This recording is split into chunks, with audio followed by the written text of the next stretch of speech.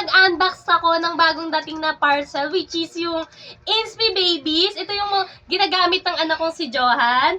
Syempre, usually ang ginagamit talaga ng mga bata or mga babies talaga is yung wipes and diapers, diba?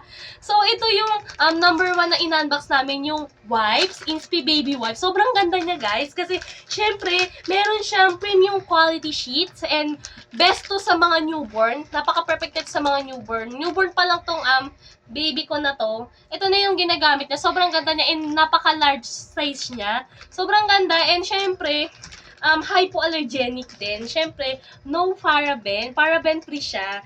And meron siyang natural extract. So, next naman, yung ginagamit din ng baby ko, itong Inspi Babies diaper. Sobrang mura and napaka-affordable. Napakaganda na ito.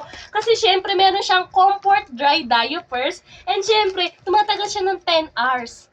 Tumatagal siya ng 10 hours. Kaya, ito talaga yung gamit ng baby ko. And syempre, meron din siyang rash protection.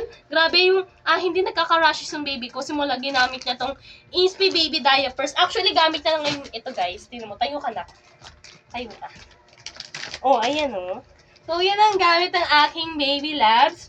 Inspi Baby, sobrang ganda talagang gamitin. Napaka-comfortable. Kaya sa mga mommies dyan, syempre, nire-recommend kong gamitin nyo yung Inspi product, which is itong diaper and wipe. Sobrang ganda kasi talaga niya. And syempre, kaya nare-recommend ko sa inyo to. Bilang mami, gusto ko mabigay din yung best para sa mga anak natin. Syempre, ito yung the best na gamitin na product.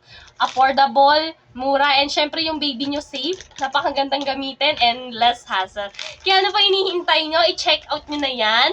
Inspi Baby Diaper and Inspi Babies wipes. Ayun, baliktad pa. Diba, nak? Love mo to?